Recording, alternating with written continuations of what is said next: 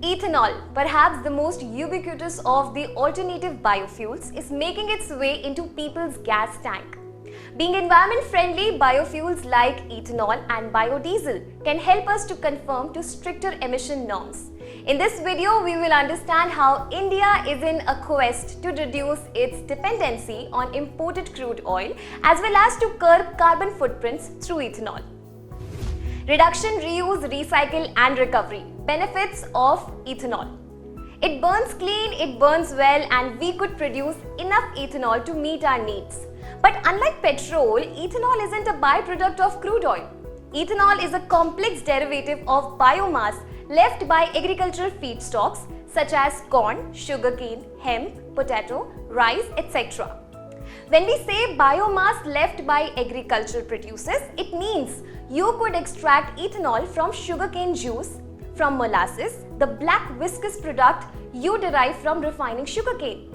Now, needless to say, we grow these agricultural products in abundance, and hence the government has made a concerted effort to promote ethanol as an alternative fuel option.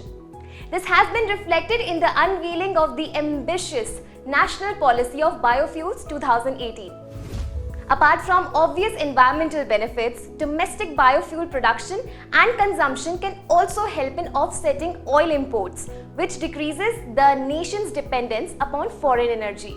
By reducing dependence on foreign fuel sources, countries can protect the integrity of their energy resources and make them safe from outside influences. Because biofuels are produced locally, biofuel manufacturing plants can employ hundreds or thousands of workers, creating new jobs in rural areas. Biofuel production will also increase the demand for suitable biofuel crops, providing economic stimulation to the agriculture industry. International market scenario of ethanol.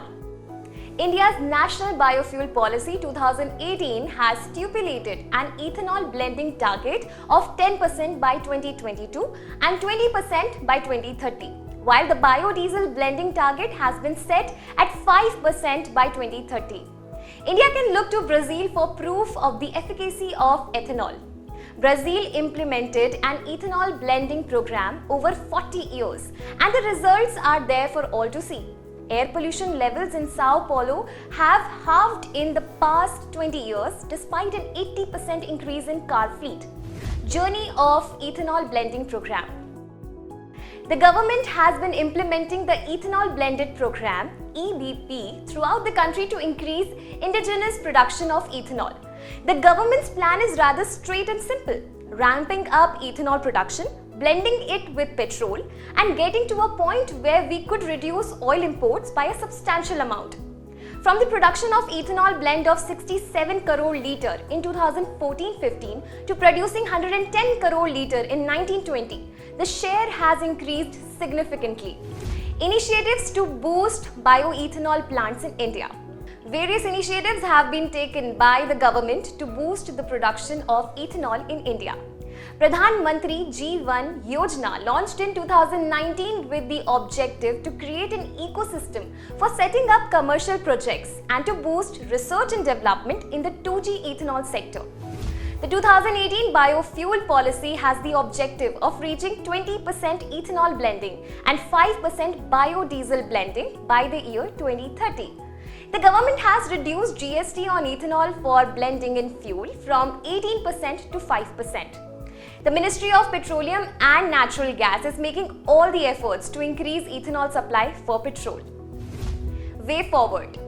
From addressing climate change to doubling farmers' income to generating rural job opportunity, ethanol and other biofuels are a one-stop solution for agriculture and climate challenges.